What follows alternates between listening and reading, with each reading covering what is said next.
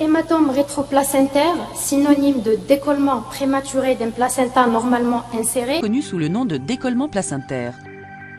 Si la séparation est légère et que seule une petite quantité de sang vaginal est perdue, la femme enceinte sera traitée avec un remplacement liquidien et du repos.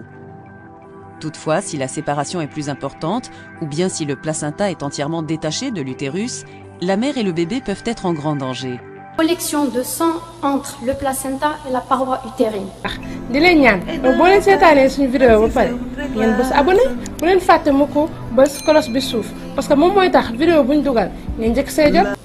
J'insisterai sur les 3 points suivants.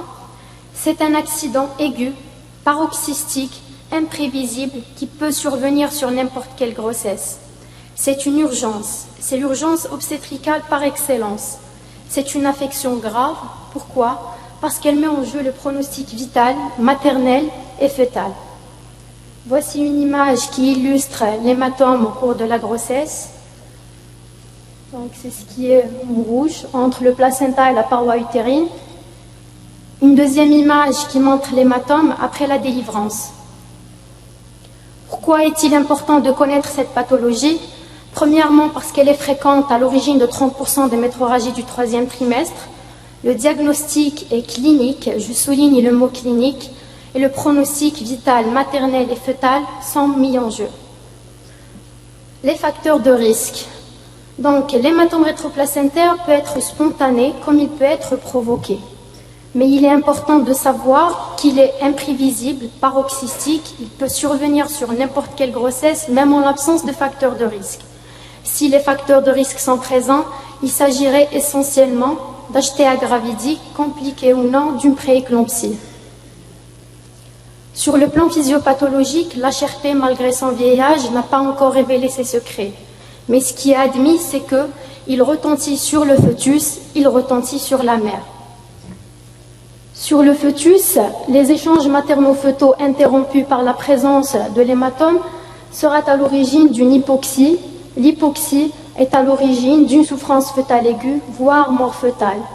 Pour la mère, le saignement et l'activation des facteurs de la coagulation au niveau de l'hématome est à l'origine d'une CIVD, à l'origine aussi d'un syndrome hémorragique, le choc, voire le décès. C'est ce qui fait la gravité de la maladie. Abordons maintenant le chapitre diagnostic. Donc le diagnostic est essentiellement clinique. J'insiste sur le mot clinique. Le principal signe qui pousse la patiente à consulter est une douleur abdominale brutale, un coup de tonnerre dans un ciel serein, associée à des métrorragies de petite abondance, d'aspect noirâtre. L'examen général peut retrouver des constantes hémodynamiques stables ou perturbées, et cela dépend de l'importance de l'hémorragie, de la présence ou non de complications. La palpation de l'abdomen de la femme enceinte est pathognomonique en cas d'HRP. Elle retrouve un utérus dur, contracté en bois, qui ne se relâche pas. L'examen au spéculum ou examen gynécologique proprement dit, le spéculum confirme l'origine endo-utérine du saignement. Le saignement est de petite abondance, n'expliquant pas l'état général. Le toucher vaginal est contre-indiqué avant l'échographie. Pourquoi contre-indiqué? Parce qu'il y a certains diagnostics différentiels qui doivent être rapidement éliminés, et cela par l'échographie obstétricale.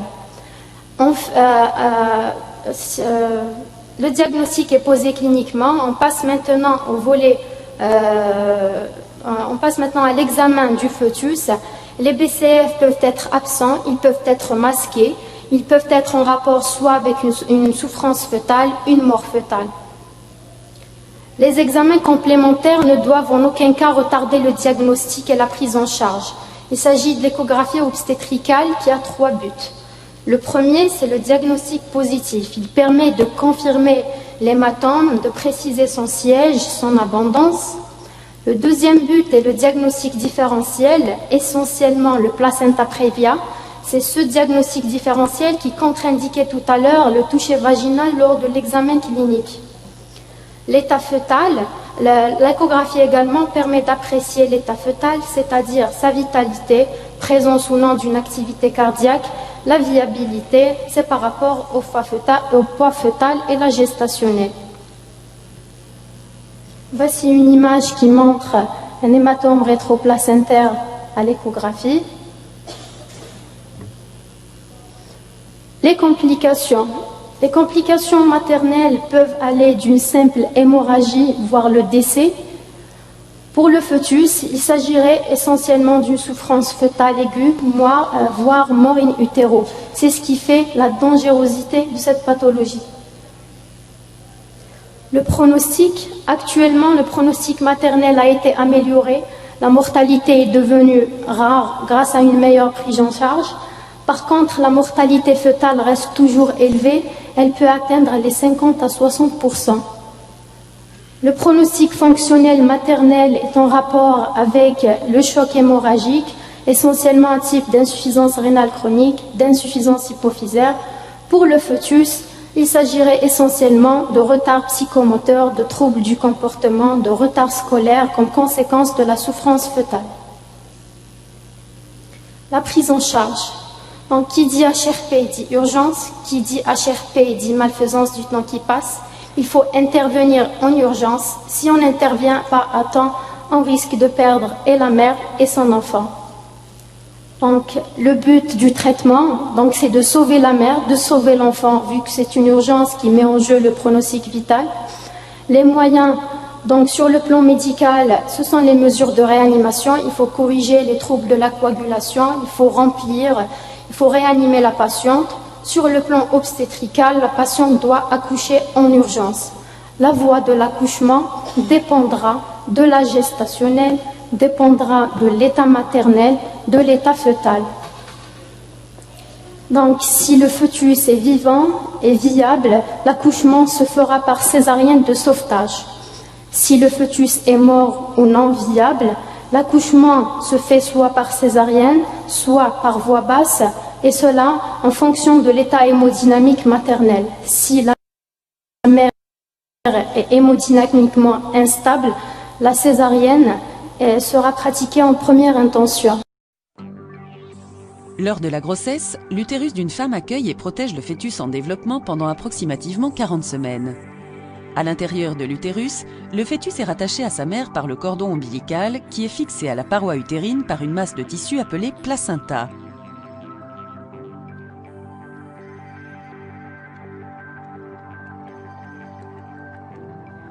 Le placenta et le cordon ombilical transportent le sang oxygéné et les nutriments depuis la mère vers le fœtus en développement et renvoient les déchets du fœtus vers la circulation de la mère pour les éliminer. Une blessure due à des accidents de voiture ou à des chutes graves peut entraîner la séparation prématurée du placenta d'avec la paroi de l'utérus, une affection connue sous le nom de décollement placentaire. Si la séparation est légère et que seule une petite quantité de sang vaginal est perdue, la femme enceinte sera traitée avec un remplacement liquidien et du repos. Toutefois, si la séparation est plus importante, ou bien si le placenta est entièrement détaché de l'utérus, la mère et le bébé peuvent être en grand danger. Des douleurs abdominales et une grande quantité de sang de couleur sombre provenant du vagin peuvent indiquer qu'une délivrance d'urgence ou une césarienne est requise. Il faut également remarquer que le décollement placentaire peut aussi se produire spontanément chez une femme ayant eu de nombreuses délivrances précédentes, ayant un antécédent de décollement placentaire ou bien portant plusieurs fœtus. Les facteurs de risque supplémentaires peuvent comprendre les conditions médicales telles que l'hypertension et le diabète, ainsi que le tabagisme et l'abus d'alcool ou de médicaments. production ñu ngi leen di nuyu bu baax di leen ñaan boo leen seetaanee suñu vidéo ba pare ngeen bës abonné bu leen fàtte mu ko bës cloche bi suuf parce que moom mooy tax vidéo buñ dugal ngeen njëkk see jot bye bye